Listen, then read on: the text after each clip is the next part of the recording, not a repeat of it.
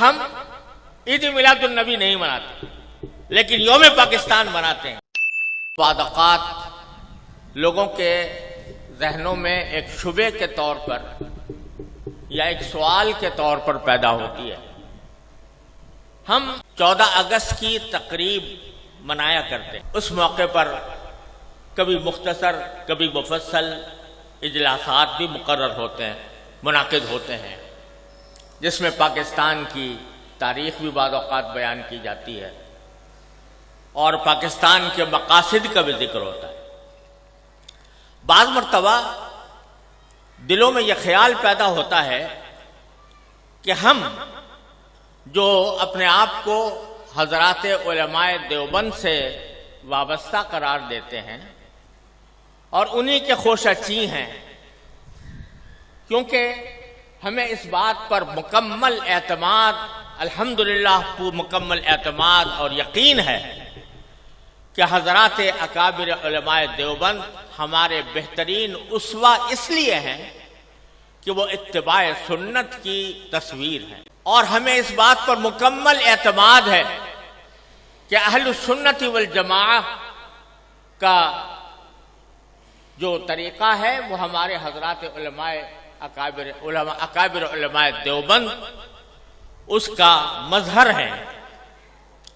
ما انا علیہ و اصحابی کا مظہر ہے۔ تو چونکہ حضرات علماء دیوبند اور ان کی اتباع میں ہم بحیثیت خدام جامعہ دارالعلوم کوئی دن نہیں منایا کرتے،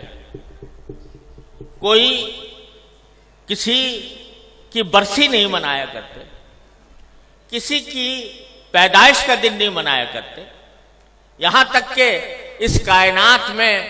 سب سے زیادہ عظیم ہستی جو در حقیقت وجہ تخلیق کائنات ہے، جناب محمد الرسول اللہ صلی اللہ علیہ وسلم، آپ کا یوم پیدائش بھی ہم لوگ نہیں مناتے۔ آپ کا وہ یوم پیدائش جس کو آج کی اصطلاح میں عید میلاد النبی کہا جاتا ہے وہ بھی ہم نہیں مناتے، لیکن یوم پاکستان مناتے ہیں، 14 اگست کو یوم آزادی مناتے ہیں۔ تو بعض لوگوں کے دلوں میں یہ خیال پیدا ہوتا ہے کہ جب اگر دن منانا ہے تو سب سے زیادہ اس کے مستحق نبی کریم سرور دو عالم محمد مصطفیٰ صلی اللہ علیہ وسلم کی پیدائش ہے یا آپ کی یاد ہے، جس کو منانے کے لیے کوئی تقریب منعقد کی جائے۔ کیا وجہ ہے کہ ہم عید میلاد النبی نہیں مناتے لیکن یوم پاکستان مناتے ہیں، آزادی پاکستان کا دن مناتے ہیں؟ تو میں اس کی وضاحت کرنا چاہتا ہوں کہ اس میں کوئی شک و شبہ نہیں ہے کہ اس کائنات کی تاریخ میں سب سے بڑا عظیم دن وہ تھا جس میں اللہ تبارک و تعالی نے اس کائنات کی ہدایت کے لیے جناب محمد رسول اللہ صلی اللہ علیہ وسلم کو مبعوث فرمایا۔ اس سے زیادہ عظیم دن انسانی تاریخ میں کوئی اور نہیں جس میں آپ تشریف لائے، لیکن آپ ہی کی تعلیمات اور آپ ہی کی سنت اور آپ کے جانثار صحابہ کرام کی سنت یہ ہے کہ انہوں نے کبھی نبی کریم سرور عالم صلی اللہ علیہ وسلم کا دن نہیں منایا، اور اس لیے نہیں منایا کہ اللہ تبارک و تعالی نے رسول کریم صلی اللہ علیہ وسلم کو اس لیے مبعوث فرمایا تھا تاکہ آپ کی ہدایت کی روشنی سے یہ کائنات منور ہو اور لوگ آپ کی تعلیمات کی اتباع اور پیروی کریں۔ آپ کی ذات والا صفات وہ ہر قسم کی رسمی کارروائیوں سے کہیں بالا تر ہے، اور حضرات صحابہ کرام جو آپ کی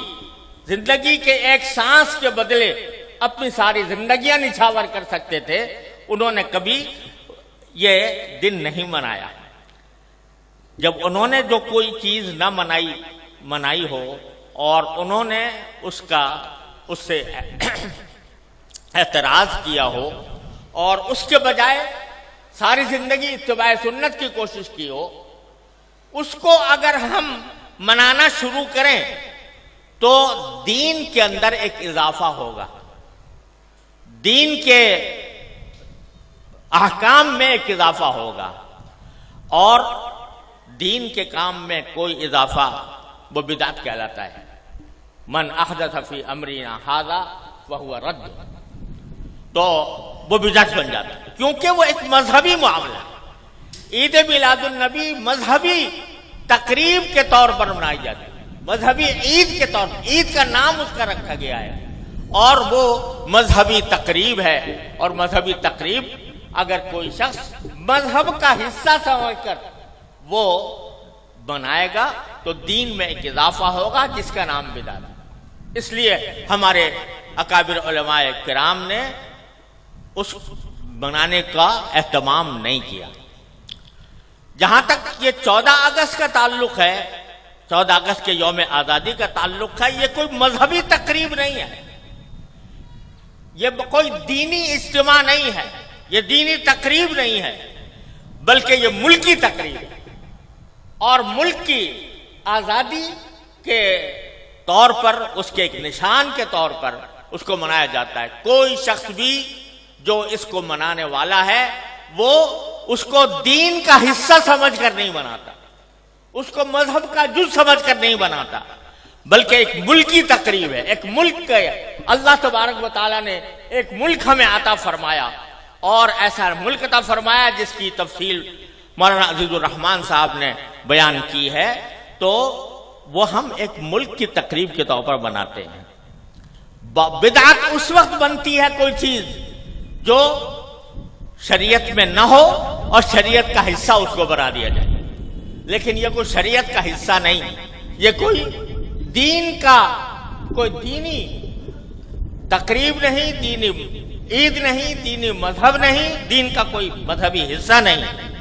لہذا یہ ایک ملکی تقریب ہے۔ اور یہ ایسا ہے جیسے کہ اگر کوئی شخص اپنے گھر کے اندر کوئی کسی اپنے گھر کی تعمیر ہوئی اور اس تعمیر کے اوپر کوئی اجتماع کرے، کوئی دعوت کرے، تو یہ کوئی مذہب کی تقریب نہیں ہے، کوئی دین کی تقریب نہیں ہے۔ اسی طریقے سے ہم یوم آزادی پاکستان کا اس لیے مناتے ہیں کہ اللہ تبارک و تعالیٰ نے اپنے فضل و کرم سے یہ نعمت ہمیں عطا فرمائی تھی، اور ملکی تقریب کے طور پر اس کو منایا جاتا ہے۔